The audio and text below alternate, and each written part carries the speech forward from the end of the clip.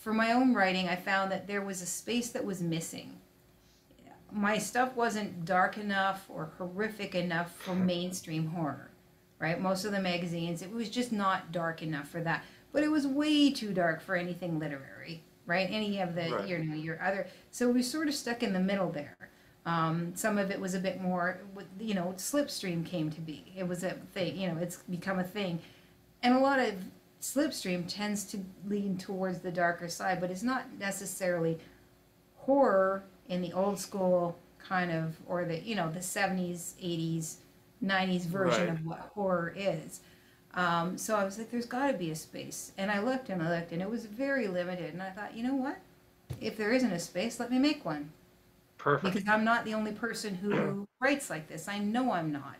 And that's basically what I wanted Dark Recesses to be. Yes, we will accept darker horror, like more horror, standard horror.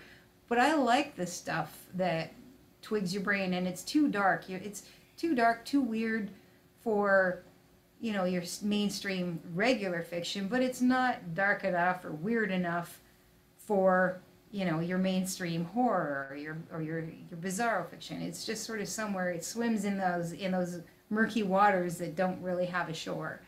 Yeah, which I think in a lot of ways is a lot more relatable because when you think of everyday life, even though, we're sort of still living in a bit of a horrific times here with our pandemic and a lot of uncertainties and We adjust. everything else, we adjust to it as well. And it's not like every now and again something new will come up and it'll be scary, but then you adjust to that where it's not just always, you're not constantly just spending your every minute of your day just running from this terrible monster and that. So No, it we're sneaks learning up to on live you. with It's our there. monsters and maneuver Exactly. around the monsters. And it's not like the Yes. monster's ever gone. We know it's there. It's living there, but Yes.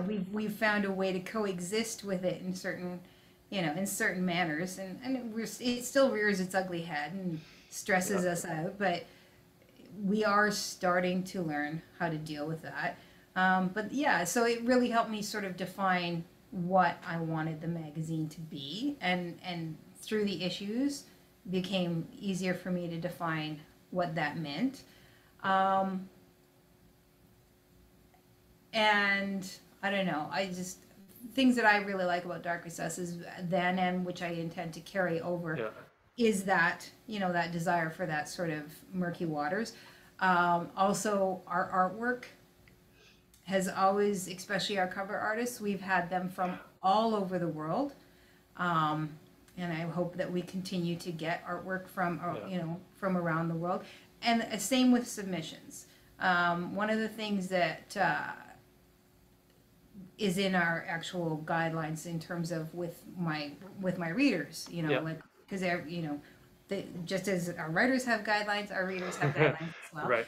And it's things like UK spelling as a Canadian, right? Yes. I know that it's a natural inclination to try and move everything to US spelling or US terminology, but that doesn't always work, right?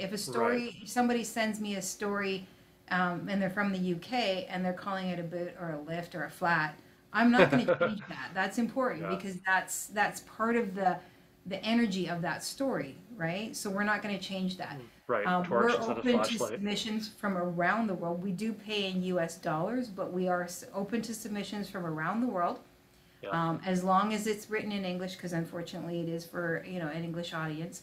Um, and if you have it translated, that's fine, but it's still the author that needs to submit it.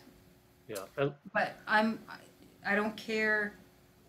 I just don't care about any of it. I just care about the story.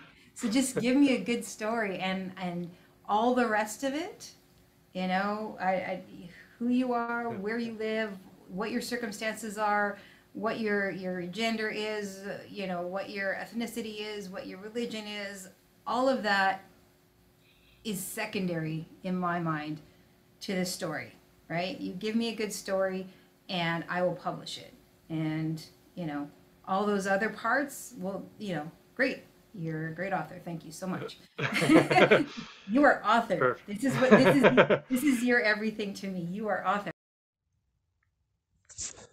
Hey everybody, thanks so much for tuning into this episode of Dark Bites, your destination for uncovering the greatest voices working in dark culture entertainment today.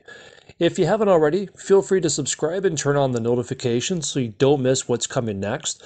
And most importantly, please do give the like button some skin because it not only declares your mutual love for this dark thing of ours, but it also tells YouTube algorithm powers that be to spread the word about this channel's content, which ultimately helps us all out. Thanks for visiting Dark Bites. I appreciate you. I wouldn't be here without you, and I do hope you'll come back again. Until then, fellow horror lovers, stay hungry, stay dark.